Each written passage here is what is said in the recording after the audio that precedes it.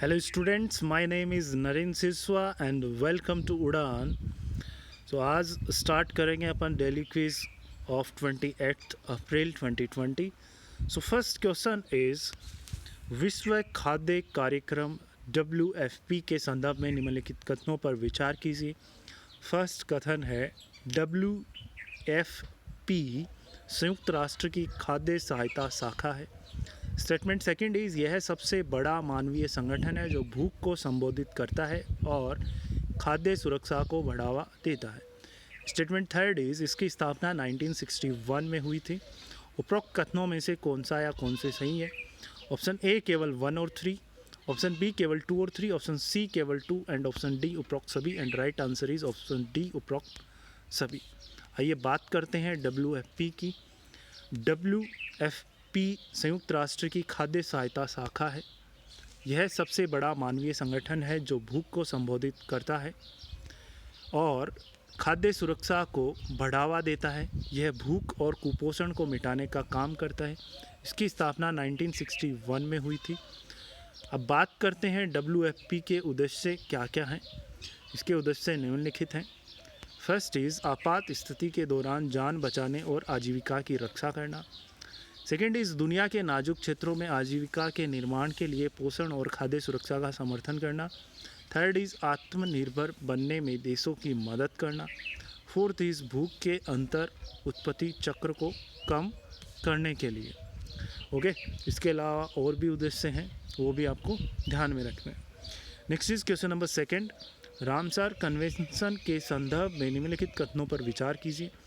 First is यह एक अंतर सरकारी संधि है जो सभी आर्द्र भूमि के संरक्षण और बुद्धिमानी के लिए एक रूपरेखा प्रदान करती है।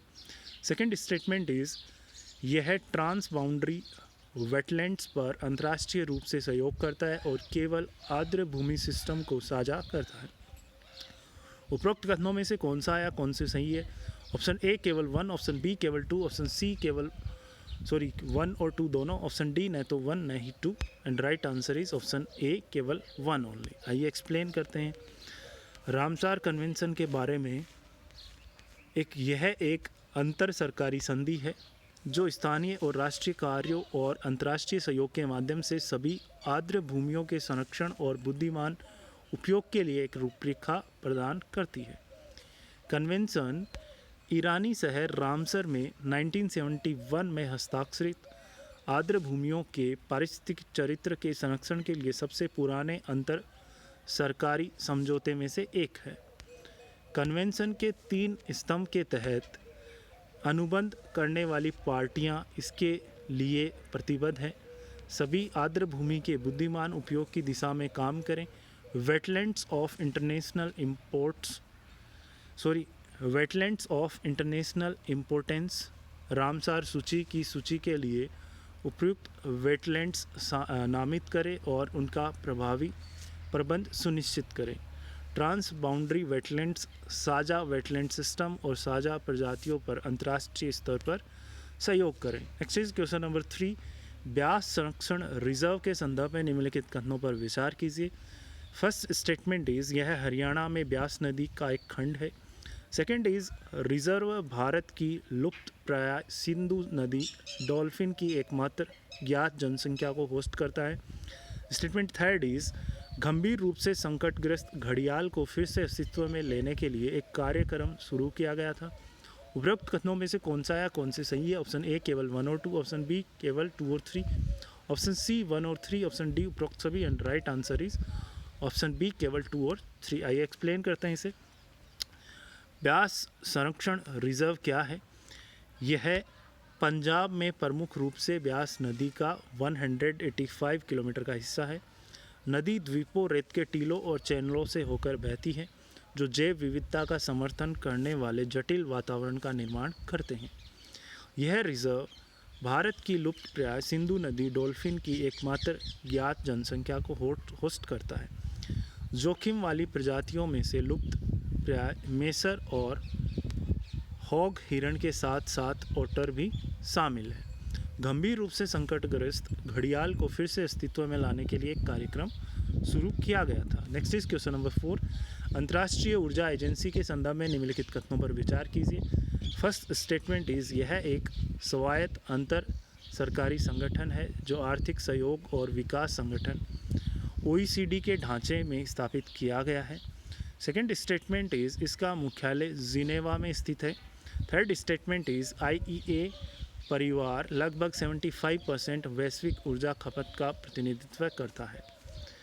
उपरोक्त कथनों में से कौन सा या कौन से सही है? ऑप्शन ए केवल 1 और 2, ऑप्शन बी केवल 2 और 3, ऑप्शन सी केवल 1 और 3, ऑप्शन डी उपरोक्त सभी। And right answer is option C केवल 1 और 3। अंतर्राष्ट्रीय ऊर्जा एजेंसी क्या है? यह 1974 में आर्थिक सहयोग और विकास संगठन OECD के ढांचे में स्थापित एक स्वायत्त अंतर सरकारी संगठन है जो देशों को तेल आपूर्ति व्यवधानों का सामूहिक रूप से जवाब देने में मदद करता है। इसका मुख्यालय कहाँ है? पेरिस में है।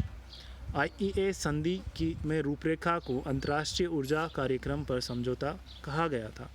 IEA के लिए एक उम्मीदवार देश OECD का सदस्य देश होना चाहिए। IEA परिवार अब लगभग 75% वैश्विक ऊर्जा खपत का प्रतिनिधित्व करता है। इसके मेंबर्स की बात करें तो IEA 30 सदस्य देशों और 8 संघ देशों से बना है। 2017 में भारत एक एसोसिएट सदस्य बना।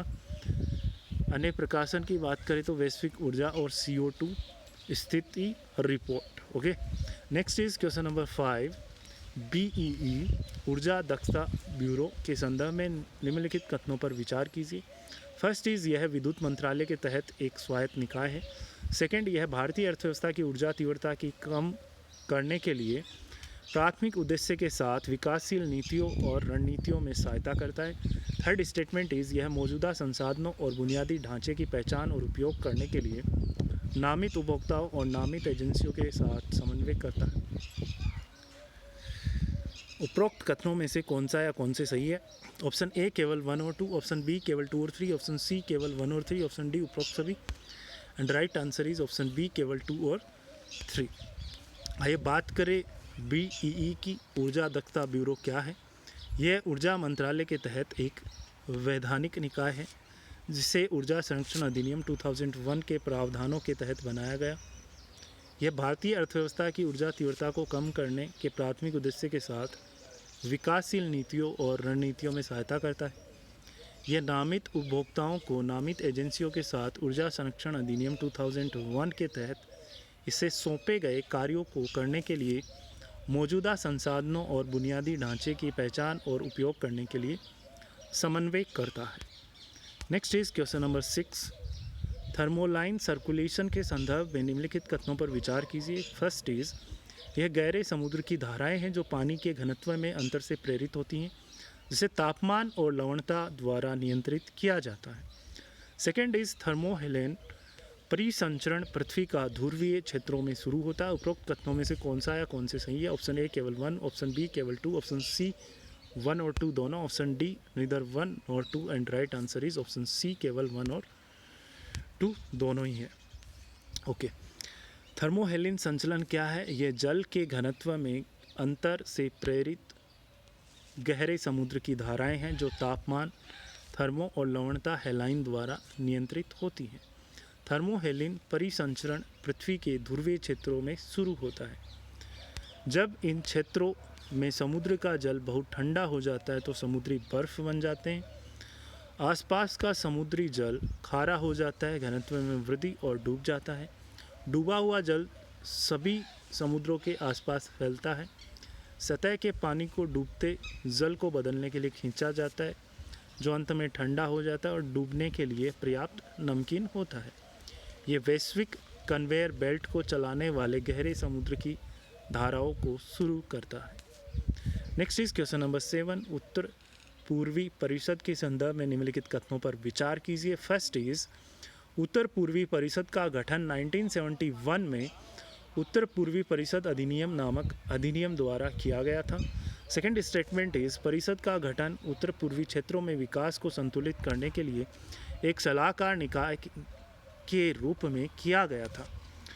थर्ड इज परिषद क्षेत्र के सामाजिक आर्थिक विकास पर भी सुझाव देती है। उपरोक्त कथनों में से कौन सा या कौन से सही है? ऑप्शन ए केवल 1 और 3, ऑप्शन बी केवल 2 और 3, ऑप्शन सी केवल 2, ऑप्शन डी 1, 2 और 3 and right answer is option D. आइए एक्सप्लेन करते हैं। उत्तरी पूर्वी परिषद का जो गठन है 1971 में उत्तर पूर्वी परिषद अधिनियम नामक अधिनियम द्वारा किया गया था। परिषद का गठन उत्तर पूर्वी क्षेत्रों में विकास को संतुलित करने के लिए एक सलाहकार निकाय के रूप में किया गया था। परिषद क्षेत्र के सामाजिक आर्थिक विकास पर भी सुझाव देती है। नेक्स्ट इज क्वेश्चन नंबर 8, निम्नलिखित कथनों पर विचार कीजिए। फर्स्ट इज ध्रुवीय भंवर एक सर्दियों की घटना है। सेकेंड इज ध्रुवीय भंवर चक्रवाती वृत्ताकार हवाएं हैं जो पश्चिम से पूर्व की ओर समताप मंडल में उड़ती है। थर्ड इज ओजोन परत पृथ्वी के समताप मंडल में एक ढाल है। उपरोक्त कथनों में से कौन सा या कौन से सही है? ऑप्शन ए केवल 1 और 3, ऑप्शन बी केवल 2 और 3, ऑप्शन सी केवल 1, option D all of the above. Right answer is उपरोक्त सभी। आइए एक्सप्लेन करते हैं इसे।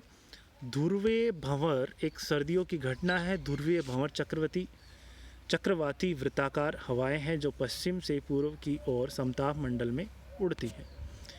ध्रुवीय भंवर समताप मंडल के माध्यम से और मीजोस्फीयर में ट्रोपोपोज से फैली हुई है।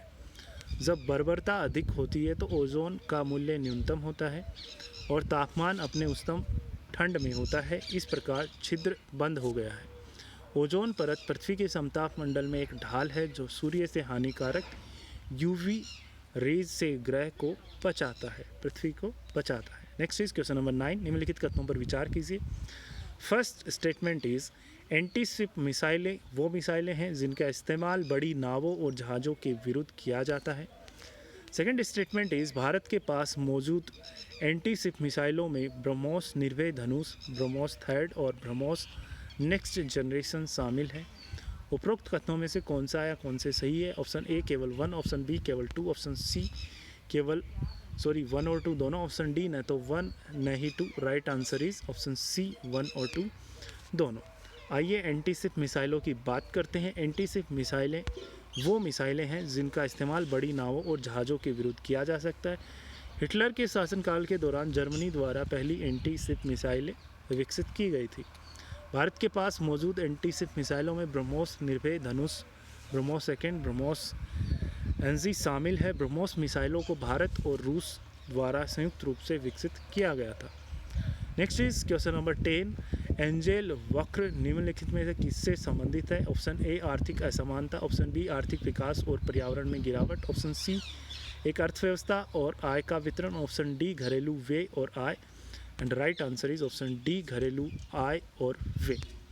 एक्सप्लेन करते हैं। एंजेल वक्र का उपयोग एक वस्तु और अपने खरीदारों की आय की मांग के बीच संबंध दिखाने के लिए किया जाता है। एंजेल वक्र का वर्णन है कि किसी विशेष भलाई या सेवा पर घरेलू व्यय घरेलू आय के साथ कैसे भिन्न होता है। यह ग्राफ एक अच्छे एक्सिस पर और आय स्तर वाई एक्सिस के बीच संबंध दिखाता है। यदि वक्र का ढलान सकारात्मक हो तो वस्तु सामान्य है, परंतु यदि नकारात्मक हो तो वस्तु अवर है। Okay, next is question number 11, निम्नलिखित हिमालय पर्वतमाला उत्तर से दक्षिण की ओर बढ़ता हुआ सही क्रम क्या है? First is Ladakh ranges, second is Pir Panjal पर्वतमाला, थर्ड इज जास्कर पर्वतमाला, फोर्थ इज काराकोरम पर्वतमाला। उपरोक्त में से कौन सा या कौन से सही है? Option A 1 2 3 4, option B 4 1 3 2, option C 3 4 1 2, option D 4 3 1 2 and right answer is option B 4 1 3 2। First है काराकोरम, सेकेंड है Ladakh, then Zanskar, then Pir Panjal. Okay, next is explain करते हैं। उत्तर से दक्षिण की ओर बढ़ती हुई कुछ पर्वतमाले Karakoram range, Ladakh range, Zaskar range, Pir Panjal range और कुछ और श्रेणियां नीचे दिए गए चित्र में देख सकते हो आप। देखिए यहाँ पे आप देख सकते हो, मैं जूम कर देता हूँ थोड़ा सा। ये देखो यहाँ पे ये शिवालिक हिल्स, धौलाधर, पीर पंजाल, जास्कर, लद्दाख रेंज और ये काराकोरम रेंज। ओके, सो इसको मैप को देख लेना। And student, for further study material you can download our application, जिसका लिंक इस वीडियो के डिस्क्रिप्शन में दिया हुआ है। वहाँ से आप हमारा जो मोबाइल ऐप है उसको डाउनलोड कीजिए, वहाँ से आप स्टडी मटेरियल ले लीजिए एंड टेस्ट सीरीज़ लगाइए। और इस वीडियो के डिस्क्रिप्शन में हमने हमारा फेसबुक और इंस्टाग्राम का लिंक भी शेयर किया है, वहाँ पे भी आप हमें फॉलो कर सकते हो। So for the day, hope आपको अच्छा लगा होगा। Share this video. Thank you so much. Bye bye.